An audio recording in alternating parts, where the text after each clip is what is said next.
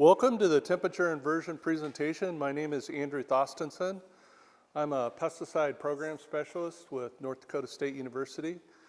My primary responsibility there is visiting with pesticide applicators about the best way to use pesticides and to minimize the impact of those pesticides on themselves, the environment, and to get the best value out of the pesticides that they use. So what's up with temperature inversions? This quest started about 6 or 8 years ago. I had an aerial applicator that I sat down to visit with over lunch, and I asked him how his year went.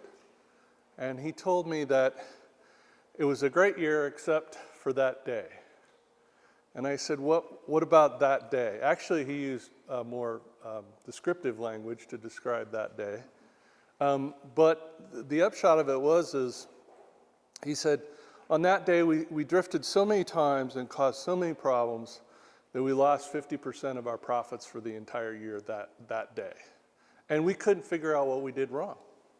We thought that we had everything just so, and we felt good about what we were doing that day. So we visited a little bit, and it became apparent that there was something going on with the environment that he really didn't understand was happening.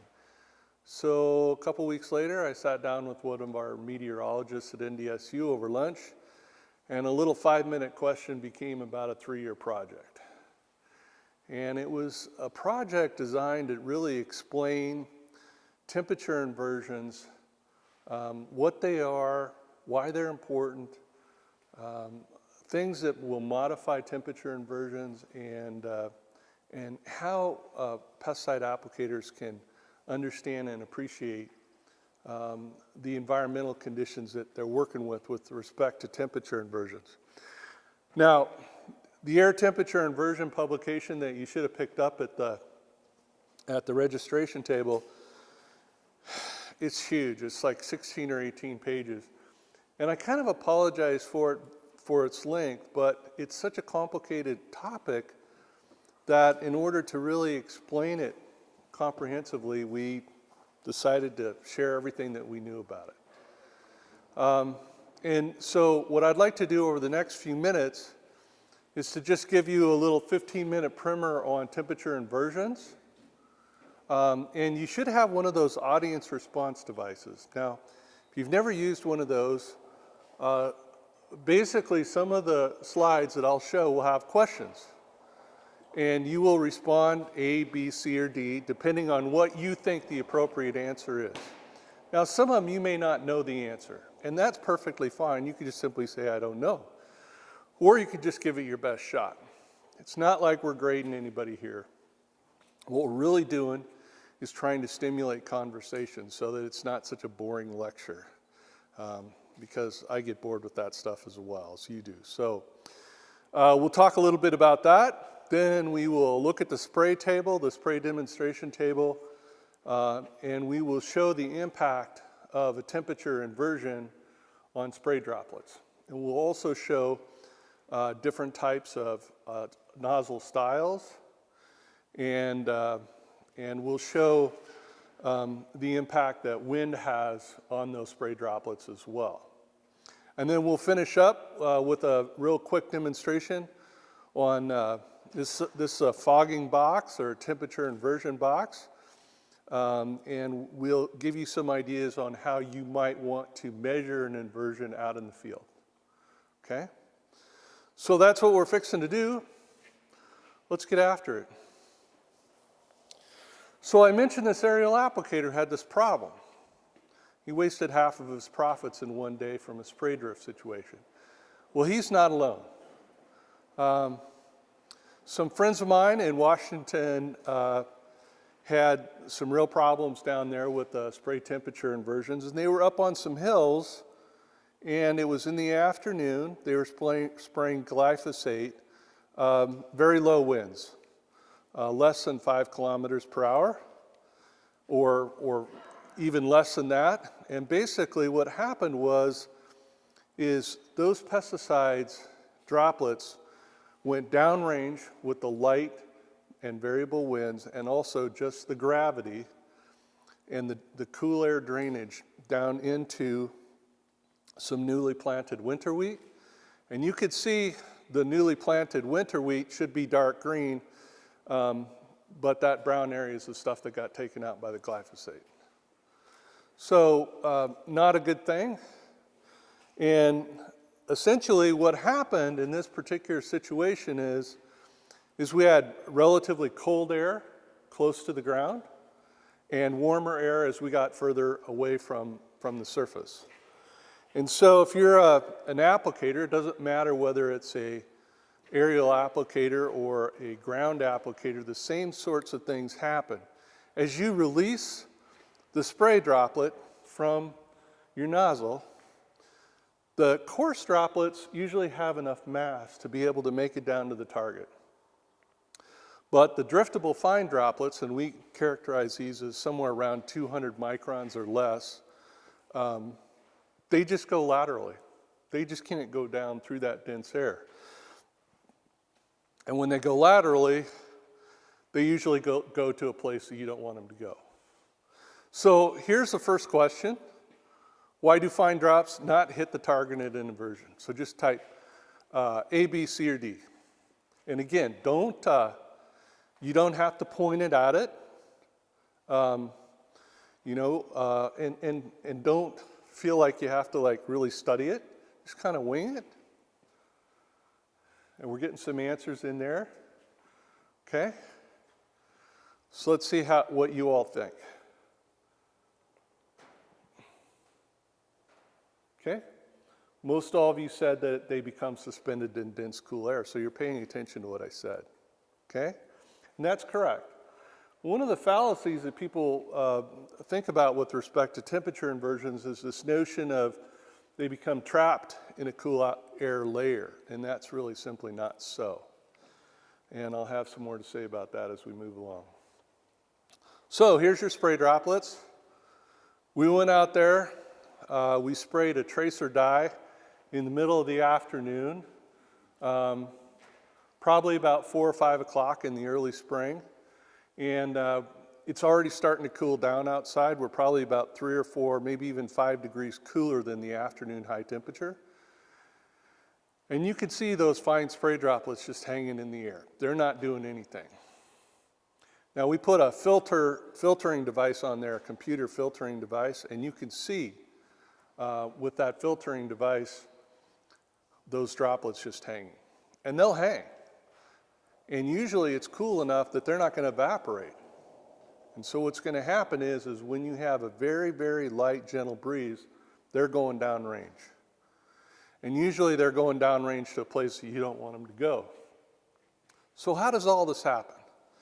And it really begins with the sun and shortwave radiation. So the sun is sending down shortwave radiation, and it's colliding with every object under the sun. And it heats those objects. And as those objects heat the air around them. And that's what we have on a typical day. Now, what happens at night? Well, the opposite occurs.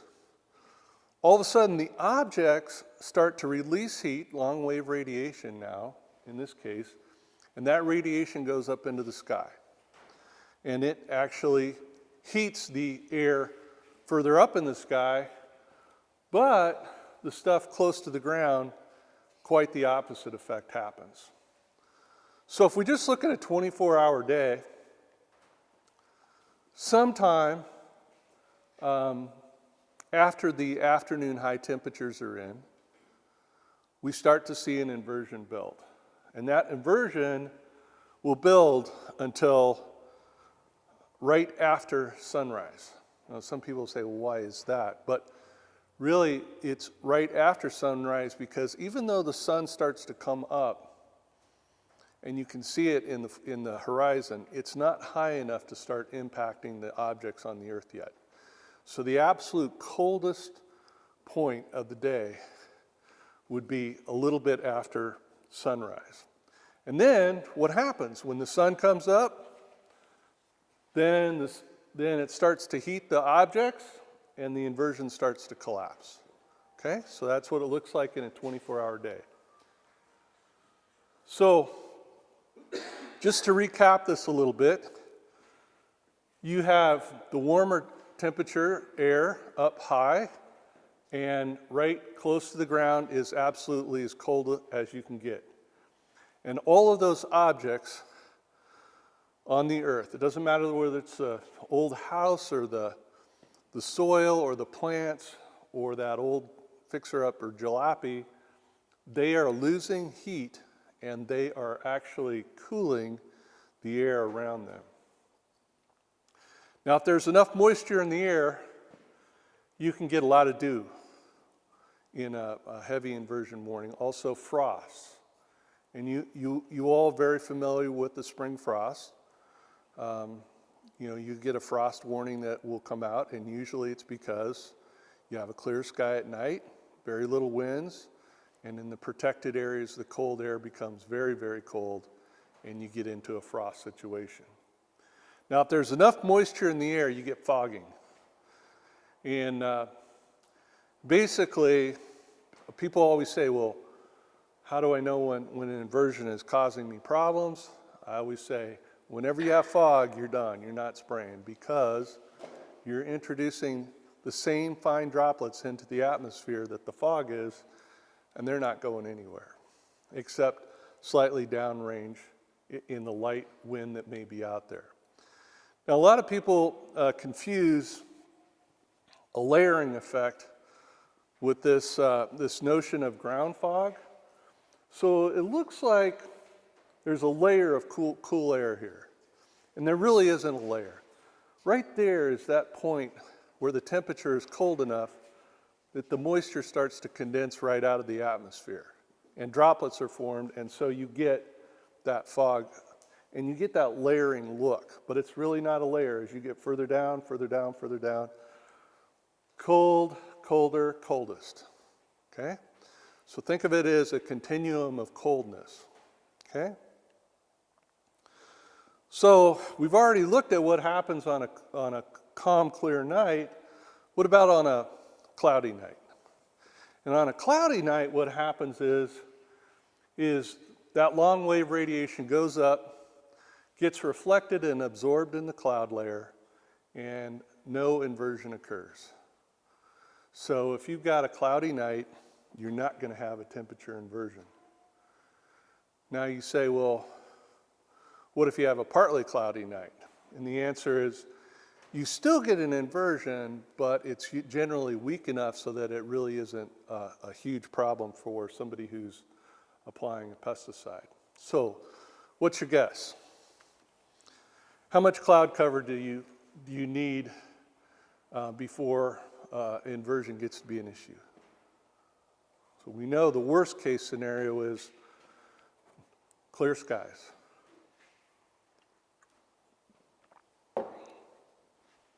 All right, let's find out what you said.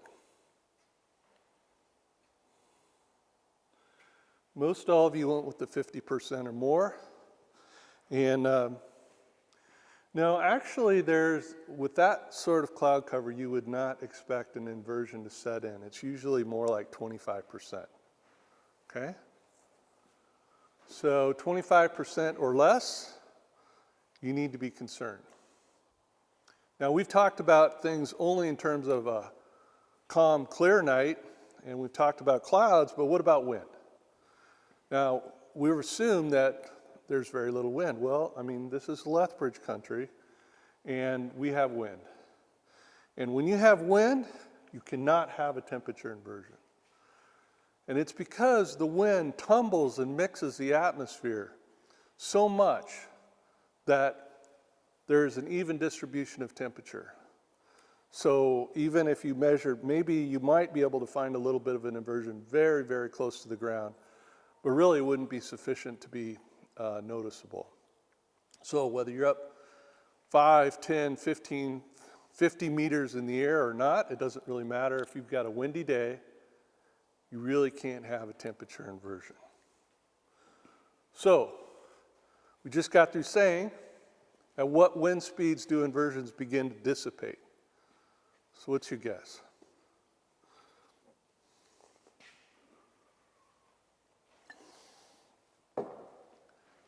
Get a few more in there. And the answer is, most of you went with A, and you would be correct. You get wind speeds much more than 5 kilometers per hour. It really does get to be sufficient mixing that there really is not an issue. Which means, if we just think about it in terms of Lethbridge, how many days are we going to see like that in a growing season? No, I'm saying very little wind speed. I mean 5 kilometers or less. No, maybe I was looking at your weather records this year during the growing season and the previous years, 5-6 times in the spring. A little bit more in the fall though.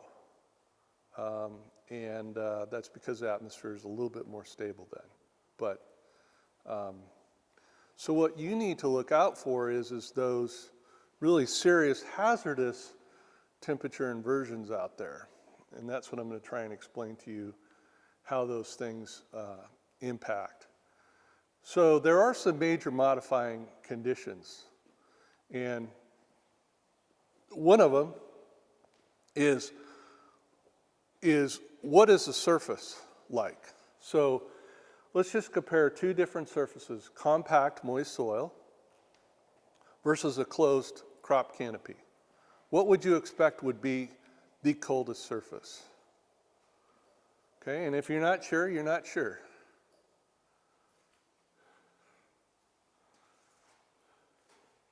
Does that depend on the time of day? No, it doesn't. No. But let's just imagine that this would be about an hour or 2 after sunup. Okay? All right. Let's see what you guys came up with. 50-50. Wow. All right, so let's unpack this a little bit. So you get compacted moist soil, and you would think, you know, that's going to hold the heat pretty well. And so you think, well, maybe that wouldn't be as cold of a surface as maybe the closed crop canopy. On the other hand, the closed crop canopy may be protecting the soil underneath, and so it may stay warmer. And the point that I want to make here is that the closed crop canopy acts like gigantic radiators, and it's radiating heat.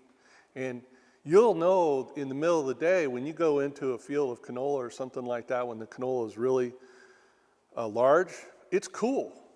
And it's cool because those plants are radiating moisture and they're deflecting and radiating heat. So an inversion is going to be much more intense over a closed crop canopy as opposed to compact soil, moist soil. And I can't get into all the details of it today because it would take another hour or 2. But if you look at that publication, we'll lay it out for you in a lot more detail. Humidity plays a huge role in temperature inversions.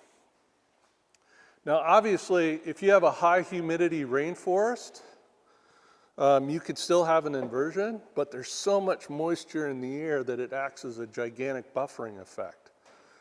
So the temperatures don't fluctuate nearly as high or low in a high humidity rainforest situation. On the other hand, when we get into a drier situation, which would be very similar to what we would have around here, you don't have that buffering capacity in the atmosphere. And so the inversions will start to build faster in the afternoon, and the intensity will be much greater. And that feeling of coldness that you get in the evening hours where you feel like you need to get a coat on or jacket on, it's because there's not as much humidity in the air. Being from Fargo, North Dakota, we're sort of in the Corn Belt, and I can tell you that on a warm day, it's still warm at night because of the humidity, and you may be out there till 11, 12, midnight and never feel cold at all. It may never get down cold enough to ever feel a shiver, and it's because of the difference in the humidity. Now the good news is that in the morning, that inversion is going to collapse and dissipate much quicker in this situation as opposed into a high humidity situation. Also, topography plays a huge role, and that's because cold air moves just like water. It flows downhill and it collects in those areas which are low spots in fields. And so if you've got a topographical situation that allows for cold air drainage, or maybe you've got some trees in a windbreak, those windbreaks are powerful modifiers for purposes of a temperature inversion. Now again, I don't have enough time to go through all of those sorts of things, but if you read that rest of that publication, you'll see why that is so. So Mother Nature gives us some clues how we can see whether or not we've got a problem out there. So my first question is, what clues does Mother Nature give us? Smell it, see it, hear it, or all three?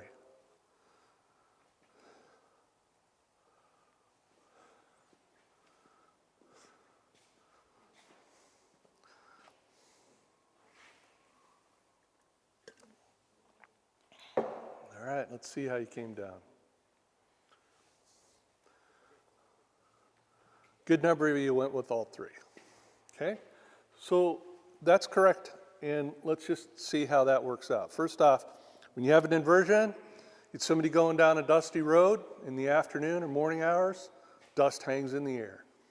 Or you get a combine out there, combine's putting out a lot of chaff and stuff out of the back, and it just hangs out there like you see sometimes during harvest. Big time inversion in that situation. Smoke will not dissipate in inversion. So what's going to happen is that smoke's going to come up and it's going to start moving laterally, and that smoke will not dissipate in an inversion situation. And aerial applicators actually use that as a means of judging whether or not there's an inversion by smoking their airplanes in a field. Also odors, manure odors, something from a sewage treatment plant or a large food plant. Those odors will be more intense because there's no dissipation of those odors, because there's no wind and because the inversion is keeping those odor molecules suspended close to the ground. The other one is you can hear an inversion. So the best way to describe this is a lake. Okay, so you go camping out on a lake, and at night it's calm, it's clear, and you swear that the people on the other side of the lake are having one wild party over there. And it's because the sound waves are bent by that cool, dense air, and those sound waves travel across that water so well that somebody who may be whispering on the other side of that lake, you can hear them. Also trains could be 25, 30, 40 miles away. Race cars, we have a racetrack not far from us. Some people swear that on a cool, clear night they can hear that thing up to 80 kilometers away. So you can hear an inversion if you know what you're listening for. So let's recap this, some ingredients for a hazardous inversion. First off, you got to have little or no cloud cover.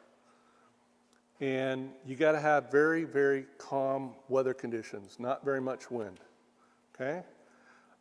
Anytime you're between about 0 and 5 kilometers per hour wind, you're probably looking at an inversion situation.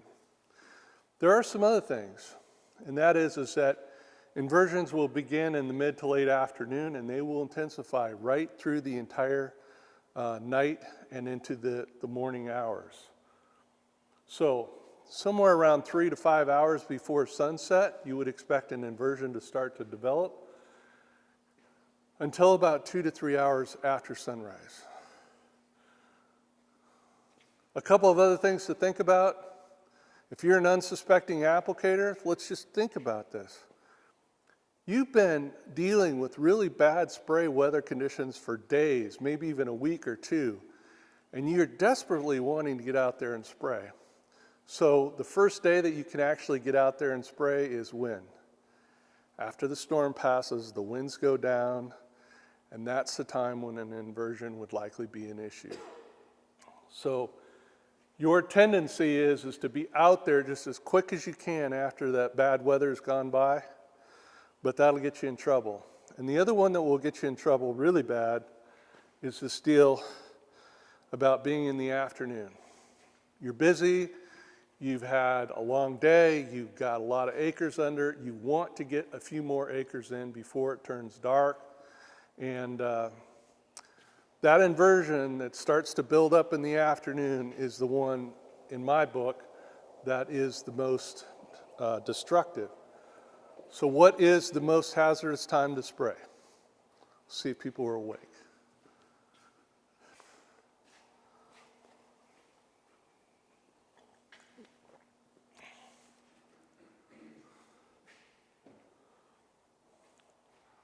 Late afternoon. Okay? This is the one that will get you into trouble more than anything else. This is what got my friend into trouble that started this whole process of trying to characterize and explain temperature inversions and brought me up here to Lethbridge to visit with you folks. So, when will an inversion impact your pesticide application? So, these spray droplets or the vapors can become suspended in an inversion sometime in the mid to late afternoon or maybe even early evening hours, 3 to 5 hours before sunset. And they are going to build all night long until the morning hours when the sun comes up and starts to dissipate it. So in a truly serious inversion, late morning hours, early afternoon, that's all you got. Now, thankfully, that doesn't happen every day. But when it does, it can be destructive. So, how can you deal with this? You need to be watching those local weather conditions. Now, Environment Canada does a really nice job now with these hourly forecasts. So you can see whether or not you're getting the wind speeds down low. Also, you can see whether or not you've got some clear skies out there. You need to be looking at those forecasts. And they really are very good for 24 hours or more. So that would be something that I would be looking at for my particular location, but that isn't the whole story. As we know, what you may see on the TV or on the web or whatever may not be as accurate as what you might see closer to home. And so you need to be thinking about measuring or identifying the inversions with instruments like this. And I'll show you how we try to measure those things out in the field. And another concept, which is delta T. And in your books from Farming Smarter, there'll be a description of what a delta T is. And also,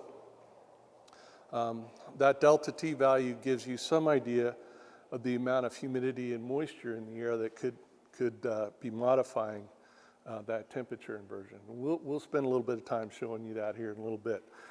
So besides knowing what's going on and not spraying, or characterizing it by evaluating it, the next best thing you can do is to use the right spray droplets. And the way you do that is you create the appropriate spray pattern for your particular pesticide that you're working with. I'm not going to go into detail, but many of these charts and graphs are available from the spray nozzle manufacturers. And when you see a pesticide label on how to use pesticides, oftentimes they will describe what sorts of spray droplets that you need to generate to make that application appropriately. So what we're going to do now is to just show you what happens with various spray droplets that are impacted by cold. Now, we put ice in the bottom of this spray table. And right now, we've got a temperature of about 12 degrees Celsius, okay? That's down at the target. And up here, outside of that area, we're at 21 degrees. So we've got a huge temperature separation. So when we start letting loose those spray droplets, the coarse ones, are going to go ahead and hit the target, but the ones that are fine are not. And so we need to switch over your machine so that they can see those droplets. Okay? Swell. All right. So he's got this focused on this region here. So if you kind of look in that direction, thank you for turning those lights down. I appreciate that. Okay, so we're just going to start out with the best spray droplet a nozzle out there for controlling fine spray droplets. This is a TTI from T-Jet. It's a turbo T-Jet induction nozzle. And you'll see that the droplets are fairly good size, fairly coarse, and they're going to go ahead and hit the target. And if you look up in here, you may see just a little wisping of spray drops, but not very much.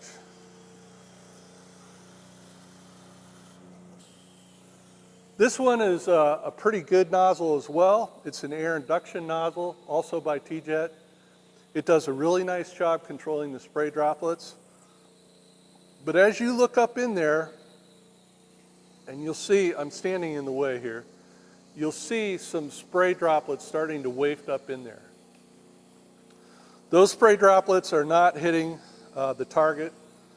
They're just going to go downrange. This one here, a little bit more fine spray drops. And this is an air induction extended range nozzle by T-Jet. And it does a really good job of controlling the fine droplets, but do you see the droplets starting to generate? And you might be able to look over there.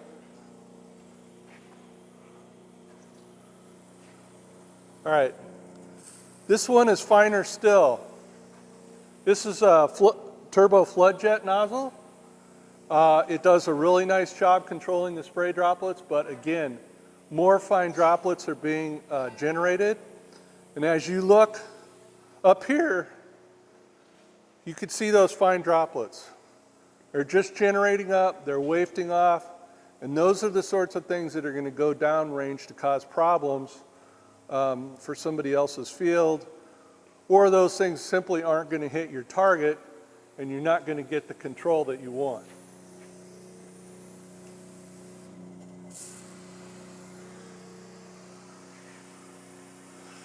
Okay, this one is an extended range flat fan nozzle.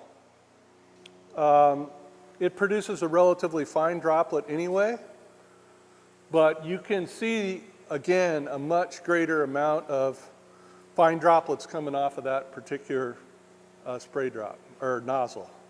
Okay? Let's watch what happens when we put a little bit of air on there. Now I have these plastic covers on to maintain the cold. So the intensity of the cold is going to dissipate. We're not going to be as intensely cold, but it's still really cold in there.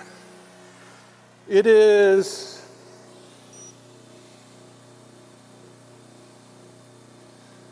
goodness, we're at about 12 degrees. And up here we're at about 19 degrees. So we've got a really good inversion going. So let's just put a really low level fan on it. This is going to be, that's going to be about 6, maybe 7 kilometers per hour. Okay, so a little bit more wind situation. But those are good winds for applying a pesticide. I mean, that's still a good time to be spraying. But when you have an inversion, see what's happening. It really is just wafting off. And I must say, kudos to Ken Coles for this one, because he wanted to get the camera lined out on this. That's just spectacular. I wish I had that at home. I want some of that film when you get done, okay? So any questions about temperature inversions or spray droplets and how they react, especially fine spray droplets, in an inversion situation? And we're running a little bit late, but hey, we started late, so you'll just have a shorter lunch hour. Anybody have some questions before we move over here? What pressure is that? What's that? Okay, now this one is at 50 pounds. Okay, so that would be on the upper end of what we would want for that particular spray nozzle. But, and I'm so glad you asked, because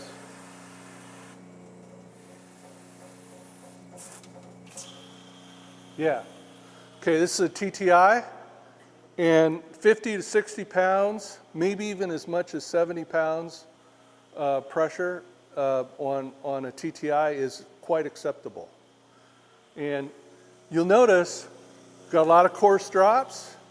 If you look up in there, you could see some fine drops. Okay, so even if you have a really good nozzle at the right spray pressure, you will get fine droplets. Not as many, not as intense, but you will generate some. So that's why when you get into a really bad inversion situation, you can't just account for it or deal with it with the nozzling. You may have to shut yourself down, you may have to wait. So Ken was asking me this the other day, how long do I need to wait? And I felt like a total nerd because I didn't have as good of a clean answer as I would like, and it was because it depends. So let's think about it in the morning.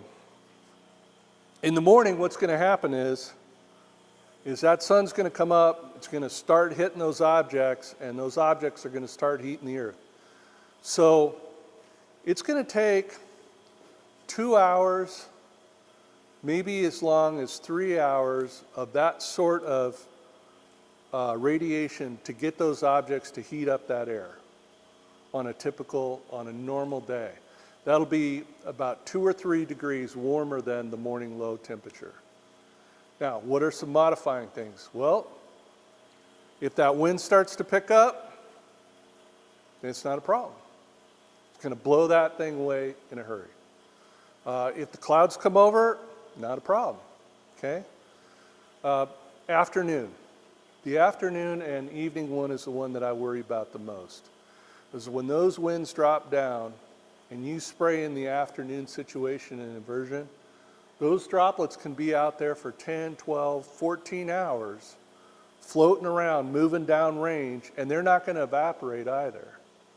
So they're going to wait until they hit something and they fall out of the atmosphere. Trees, people's windbreaks, another crop, a canola crop that's a little higher, that's when you would expect that. More questions?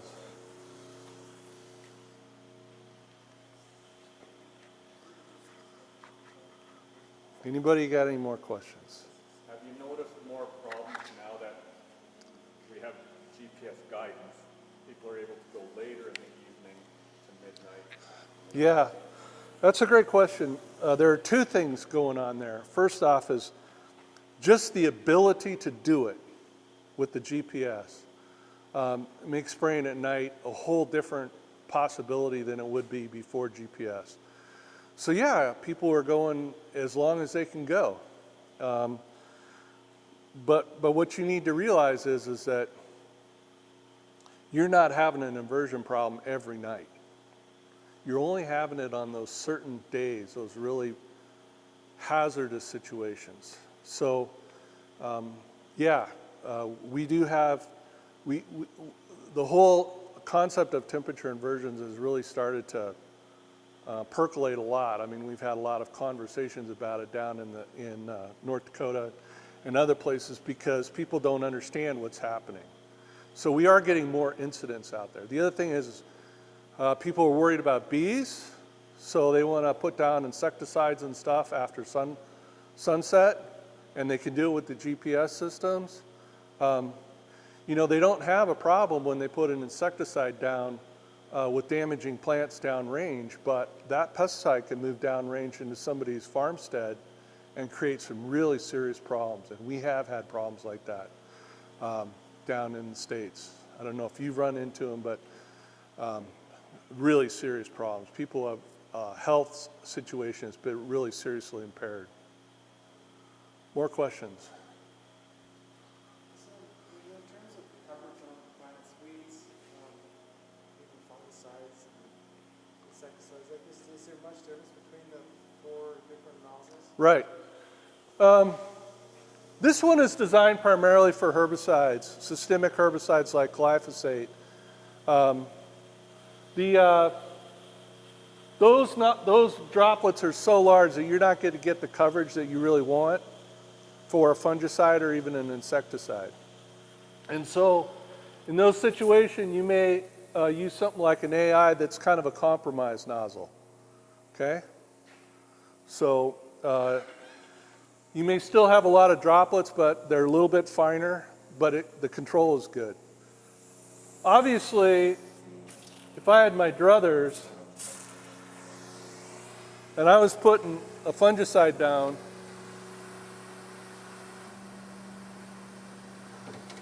I'd want to use something like this, okay? Just so I could get the coverage. But no, what's happening is that you're losing a certain amount of material downrange, okay? All right, so my inversion, I got ahead of myself, so let's go over here and look at this. I hope you all saw that this thing was full up. So you saw it while I was talking over here. Let me dump a few more granules in there. This stuff flows just like water. Cold air flows just like water. You know, so we had this thing all taped up and everything. First time we did this experiment about 2 weeks ago, we didn't tape it up, and we couldn't keep that stuff in the box no matter what. But anyway, if you got a low-lying protected spot in a field, that's where you're going to have problems with frost damage on your crops. That's where you're going to have cold air drainage, and that's where that intensity of the inversion is going to be greatest. Remember, I mentioned the topography being an issue. So what do? At NDSU, we tried a couple of different approaches to try and help farmers and pesticide applicators deal with this. This device here, we hook to a computer. We have 3 temperature probes. And those temperature probes are all shielded, so we don't worry about the sunlight or anything on them. And we can measure the differential between the temperature at different levels.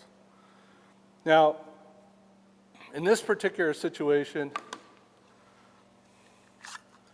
you're not going to have one of those. Now, you could get one, you could make one, they're not terribly expensive, but what we're going to do is we're going to pretend that you want to go out there and measure that inversion. You think there's one going on, you've looked on the website, so let's just pretend, if you will, that that's the sun. and it's the morning, you want to make sure that that sun is behind you, and then using your body as a shield. Because if you get sunlight on it, it will mess with the readings. And you simply try and take a measurement down low, making sure that you're shielded, and also you need to keep it away from your body because your body will generate some heat. Okay? At the target site. And then measure it at where you're releasing the droplets. Okay? So if you're an aerial applicator, it's much higher, but if you're a ground applicator, somewhere around waist level. And then that differential is what's important. In that amount of differential, I could imagine that it'd be 2 to 3 degrees might be a real problem. And that's where you could run into that being an issue. Now, I mentioned this before, and that is that in an inversion situation, you get cold air drainage.